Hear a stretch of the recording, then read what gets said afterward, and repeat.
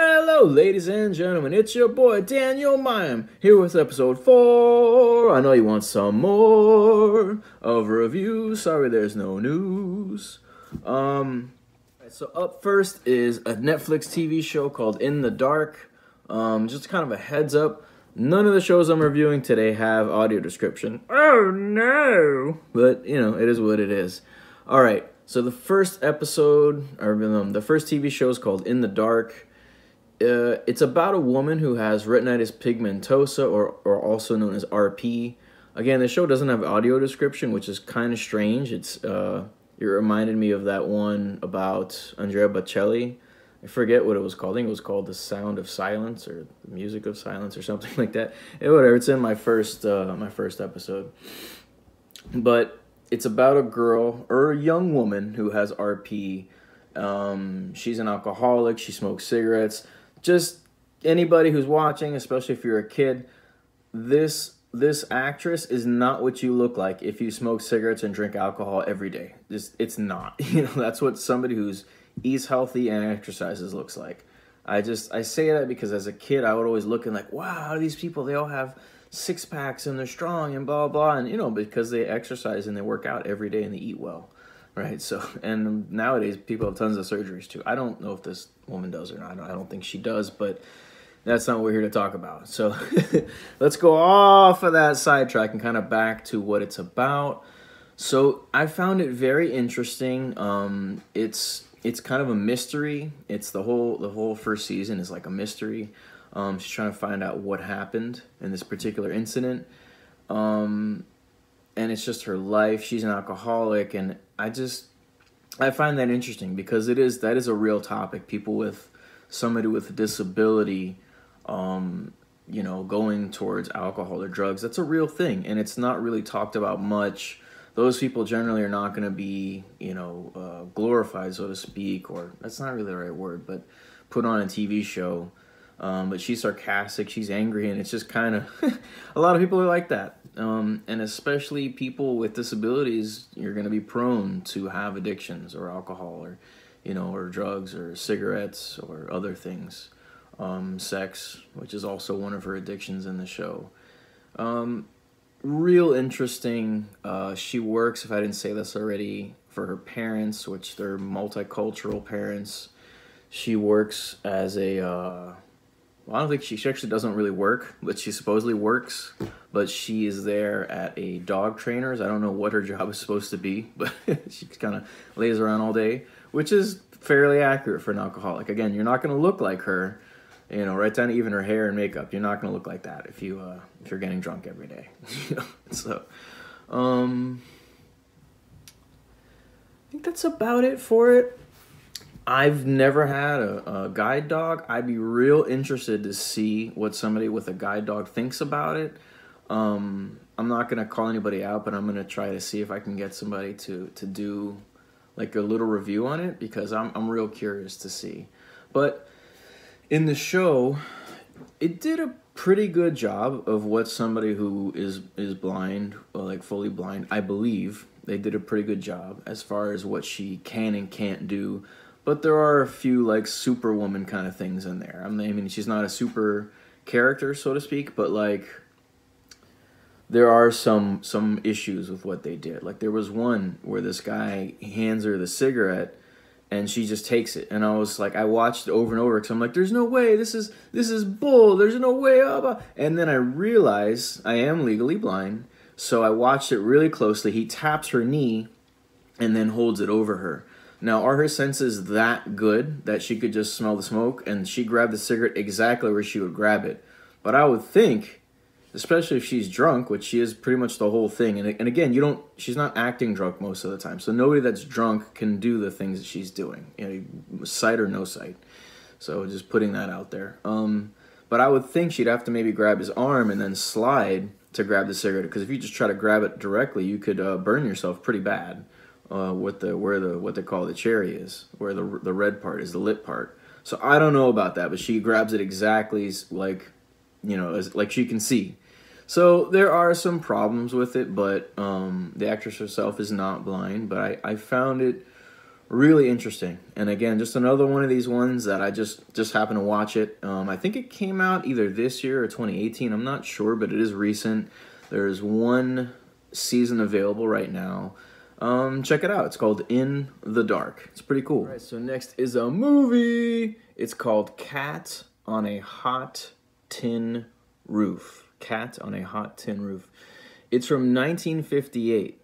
1958. And it's in color. Now, if you have a decent TV, and especially if you have like a sound bar or speakers, it's just like you're in the movies from back in the day. It's incredible. The topics, before you think, oh, this doesn't relate to me at all, the topics that are covered are so relevant to people today, from rich to the old. I mean, it's just the dynamics between them. I mean, I guess I should just kind of freestyle and then look at my notes as needed. But I just want to say it's a pretty good depiction of what alcoholism and cigarette addiction looks like.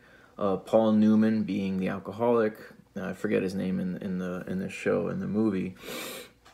But, you know, his wife is Elizabeth Taylor. And I've heard the name Elizabeth Taylor. I remember there's been jewelry and other things, and I never really knew who she was. And, like, I see why she was so famous. And back in the day, it's not like now where there's 10 movies a week. You know, movie was a big deal. It was a whole production, and you would get dressed up, and there was ushers, and it was a whole thing. It wasn't like now where you walk and there's gum all over the floor, and, you know, and soda everywhere. It's not like, it wasn't like that. So yeah, I did say it's a pretty good depiction of what an alcoholic looks like, but again, we're right back to, that's not in all reality what it looks like. I mean, the guy is in top-notch shape. If you're drinking every day, you're not going to be working out every day, and you're just not going to look like that. You know, he looks like a guy that works out pretty much every day and eats well. So, you know, I just have to talk about that. Let's see. Oh, and of course there's no audio description, but you can watch it in Espanol. Ta ta ta ta ta ta ta. Oye, ay, ¿por qué? Ay. So, not making fun of it. I think it's funny, you know, and it's actually a very old recording. I was like, oh, I gotta watch some of this in Spanish. So even the audio track that was done in Spanish was done a long time ago. You can hear it's just older. I don't know how to describe, but you can check it out for yourself. I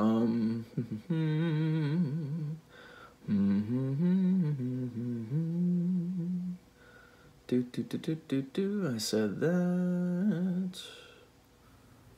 Oh, right. So let me move this so I can see it a little better. Oh, hey, come back. Hey, stop that. All right. So it must have been really risque for back in the day. The opening scene has Elizabeth Taylor, she's like stroking her legs, and at one point she's pulling up her skirt, and it was like, wow. I mean, this came out in 1958. It was, and it's also like the Deep South. There's stuff you would never see in a movie nowadays. Like, they're waiting for Grandpa, and they have this Confederate flag they're waving around very happily, and they're singing these songs that I remember hearing, like, through tapes as a kid, but you don't hear them anymore. And now I see why. I didn't realize that they were maybe racist songs, or I don't know, or maybe just tied with racism, but I didn't know that. So, interesting. You know, interesting. Let's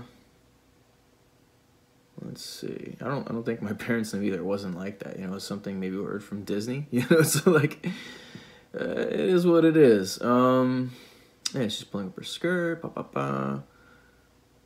I imagine that made a lot of controversy. You know, so. And then just that there's so many topics that are covered in the opening scene. I feel like I maybe made notes about that, but I don't see anything about it. So, I mean, there's the alcoholism. There's, like, this problem with the marriage. There's everybody wanting this guy's money, and the way he's kind of reacting to that. He's just kind of being nasty because everybody just wants his money. And I don't want to give away too much of the movie. Okay, so I'm not going to. But if kind of a small spoiler alert, you can always come back and watch the rest of this later. Don't forget to give it a thumbs up. Or a thumbs down. I don't know. So, yeah. I don't care. Let's see. So, I lost my spot. What was my train of thought? So about the rich guy, yeah. So he, he talks about it later. He's worked his whole life to get that together for his family, when he came from nothing. And these kids and the I don't know about the wife, but the kids grew up like that, just wanting love and attention from their dad, or thinking that, and he was trying to provide for them. Make sure that they were fed, that they had everything they needed, plus, and he did do that, but, he didn't grow up like that. He grew up with nothing. So, and then one of the sons was just complaining, like, oh, you never love me, you don't love anybody. And, it's just real interesting because so well written. Just a little background. The reason I found this movie was that I watched this show on PBS about a writer. His name was Billy. Oh boy, I can't think of his name now. It'll come to me. Billy Wilder, and he was actually from, I believe he was from Germany. He was definitely European. I believe he was actually from Germany, and he wrote a lot of stuff about Germany. He came around the World War II time, so he wrote movies around that time, and that it's I guess. I looked up movies from him that I could find on Netflix, which I believe I found a few, but this, how you look up one thing and a bunch of other things will pop up, so this popped up, and I'm like, oh, Elizabeth Taylor, Paul Newman. Oh, Paul Newman, he's the guy. I knew he was famous, but I only knew him as the salad guy. Back in the day when I went to Burger King, you would see the packets that would say Paul Newman, or Newman's Own. I'm sure now it's not, but still in the grocery store, you could see the Newman's Own, and there's a picture of him, of course, older, but I really didn't know he was a famous actor. If you don't know, you don't know. Yes. But I remember the name Elizabeth Taylor, and I was like, okay, let me watch this, and it was really interesting. I was interested the whole time. I loved the music. The acting was top-notch. The way they did camera tricks, like they're looking around, and they turn real quick, and, the interactions between them, they didn't have special effects like we do now. The best you could do was rain and then put light for lightning and music and stuff, but the people had to be legitimate, good actors. It couldn't just have a bunch of special effects thrown in, and I wanted to say that too. And Elizabeth Taylor was a beautiful woman. Now, she was a real woman, meaning I don't know when plastic surgery started, but as far as I can tell, she doesn't have any. She's fit, and she eats well, and she has makeup, and her hair is done, and she's pretty, very pretty, and jewelry and all of that. But I looked because I was curious. I'm like, but you can see her stomach in her shirt. Not that it was big, but everybody has a stomach. Everybody has one. And it was like, we're never going to look like these perfect models of what they're supposed to look like. I mean, even those people are probably sucking it in the whole time. Because we're supposed to have stomachs. Again, don't misunderstand me. It doesn't mean her belly was sticking out really far. No, it was just normal. And sometimes I get down on myself. I work out, take care of myself, and I'm like, oh, I'm never going to look like, what I want to look like, or what the picture of a perfect person is. But even that guy doesn't look like that. He's starving himself. He's working out every day, and before the show comes up, he's not eating or drinking, so his muscles bulge. And, it's like, oh, man, we're human. And I like that they're real people.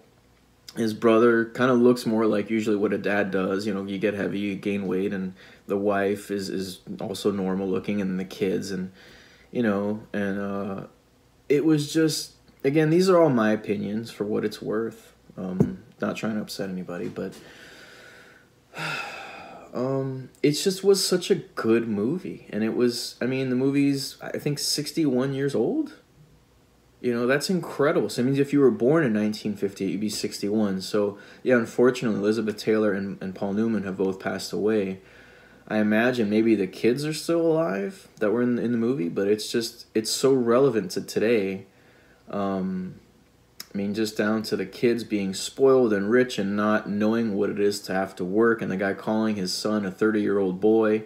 And I remember seeing Fight Club back when it came out in the theater in 99, and when Edward Norton says, I'm a 30-year-old boy. And guess what, guys? I feel like a 30-year-old boy, So I suppose these topics they're not new. And we think we're so advanced in all of these things because we have technology that they didn't have. But we're still people. People are still people, you know, for good or for bad. And, you know, I hope we can spread love, not hate, educate, don't hate.